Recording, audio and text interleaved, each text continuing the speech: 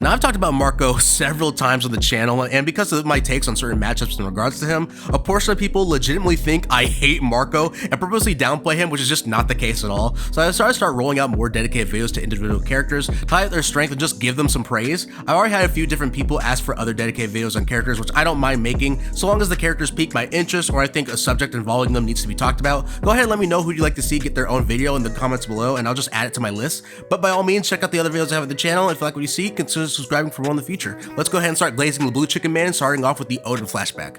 And I'm sure some of you are probably wondering, why exactly should we even be talking about the Oden flashback? It's not like Marco really did anything substantial, and overall, yes, you'd be right, but if we look at the larger context for this period, we can definitely give Marco some flowers here. Oden began his travels with the Whitebeard Pirates 29 years from the current timeline, making Marco to be only 15 years old when we first see him, and 19 years old when the Whitebeard Pirates fought against the Roger Pirates. Now, obviously, the younger version of Marco is nowhere near the strength he is now as a 45-year-old man, but I think it's honestly impressive that he was able to survive a battle such as this when the Roger Pirates had heavier hitters like Rayleigh and Gabon. Honestly, makes you wonder how any of the Whitebeard Pirates who weren't even Oden survived, considering they all were pretty much underdeveloped versions of themselves, facing off against a more established crew like Roger's over a decade after God's Valley. Needless to say though, it's solid work nonetheless, and I think it should be at least highlighted since the battle did rage for 3 days and 3 nights. Now, fast forwarding over to the Ace novels, I know within small pockets of the One Piece community there are debates as to whether or not these novels are canon, but for me personally, I don't really think it matters overall. From my perspective, Ace's story within these chapters are a lot more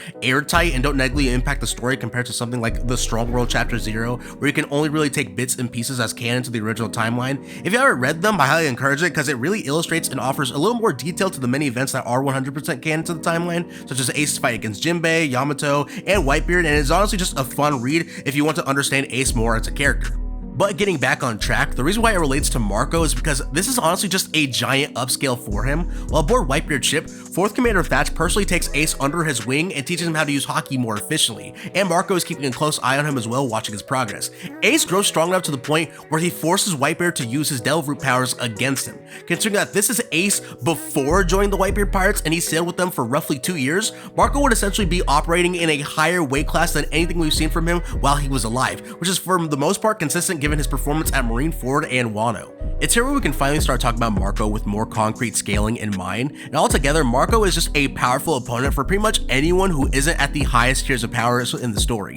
Funny enough, considering Marco's history, it makes sense why, although he might not be a top tier himself, he has absolutely no problem swinging at high level opponents regardless of if he wins or loses. He grew up under one of the strongest characters in the series and has seen this man flex his powerful hockey and powers against numerous other heavy hitters. Against the Blackbeard Pirates during the Payback War, it makes sense because of duty and for vengeance over Ace and Whitebeard's death, why no matter what happened, he was going to fight that battle. However, outside of that, Marco going toe-to-toe by himself with base Big Mom is quite a feat, considering that Big Mom in the current era is considered stronger than herself from the past at God's Valley. Marco might have unironically overpowered flames stronger than what she launched at Garp during the flashback.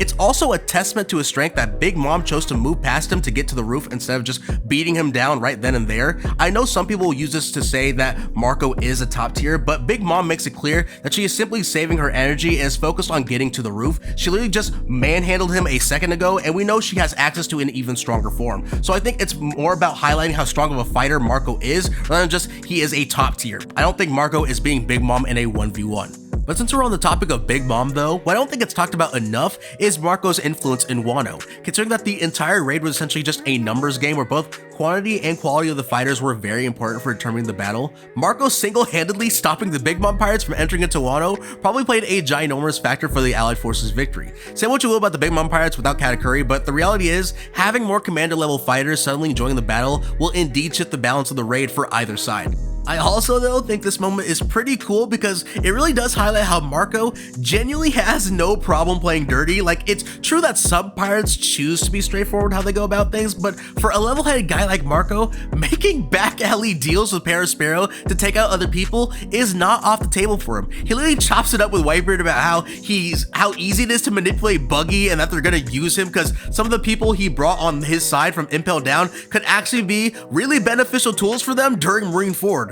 But now let's start moving over into his powers, because Marco's Devil Fruit is genuinely just cracked, considering that it allows him to freely take a bunch of Kizaru's lasers upon his introduction. Taking into account as well Kizaru's overall AP, this kind of defense is insane since most characters in the story would take heavy damage at the minimum if they were hit by this attack, but Marco can just casually tank something so devastating. I mean, considering how Akainu is one of the strongest characters in the series, on top of having one of the most lethal Devil Fruits in the verse, literally has one-shot potential for any opponent if they're not careful, Marco being able to temporarily hold him back even while he's pissed off is quite impressive. When you look back at Wano and remember that Kaido's Blast Breath is strong enough to tear through the entire island of Onigashima and Blue Gear 4 Luffy through it, Marco being able to block one of these shots is even more of an insane feat.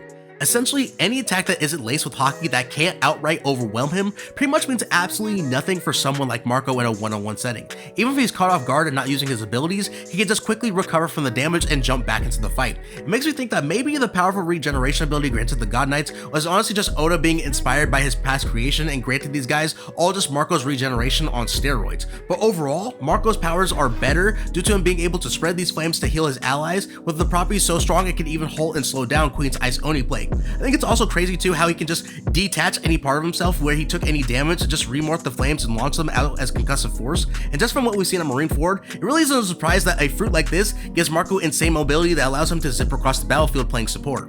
In terms of Haki as well, what I think is not talked about enough is how Marco handled King and Queen during the raid.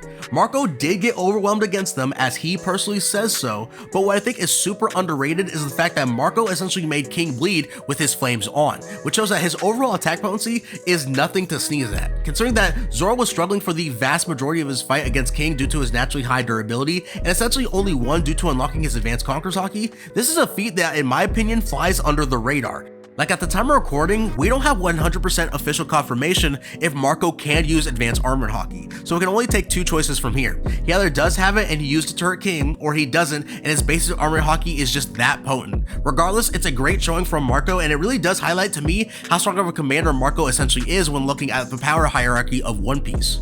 Now, to finish off this video, there's something I want to speculate about in regards to Marco's hybrid form. What I'm going to say is, it's 100% just headcanon. It could be completely wrong, but I've always found it interesting that Marco's hybrid form looks nothing like the other two hybrid forms for the birds that we've seen. When we looked over at Pell and Morgan's, their hybrid forms turn them into full-on man-beasts of their animal powers, that being an albatross and a falcon. In fact, there isn't a single animal-type fruit zone that doesn't give these users this kind of form. Yet Marco's is the only one, as far as we currently know of in the entire series, that has a form that just covers his arms and legs with his wings and talons. It makes me think that of the possibility that maybe Marco does have an incomplete hybrid form, because in all reality, he should look more like a badass version of Pell's hybrid form. It could just be solely unique to the Phoenix fruit. It is, after all, a mythical zone, so it just might not adhere to the norm that we've seen from other animal zones in the story. Although, when you consider Yamato and Kaido's mythical fruits, things get somewhat hairy with that line of thinking. I know One Piece Magazine Volume 20 referred to Marco's arms and wings state as his hybrid form, and it honestly wouldn't make any sense at all for Marco to have held back at Marineford if he had a more powerful ability to help his crew, with the only reasonable explanation to me being he just hasn't unlocked it yet. Maybe the hypothetical full transformation can only happen through this fruit's awakening. That leads into another theory I have, where essentially the only way to awaken the fruit is to essentially get pushed to the point that Marco dies in battle, only for the fruit to revive him via the powers of a fully realized Phoenix, which would be a hard requirement on its own given the high defensive capabilities of the fruit, but a fair trade-off for an insanely broken power. But like I said, that's just personally my headcanon. I'm curious what y'all think, so let me know in the comments below. If you enjoyed my little breakdown on Marco, then by all means, tell me what other characters you'd like to see in the future. I hope you have a great day, and please stay safe. Peace.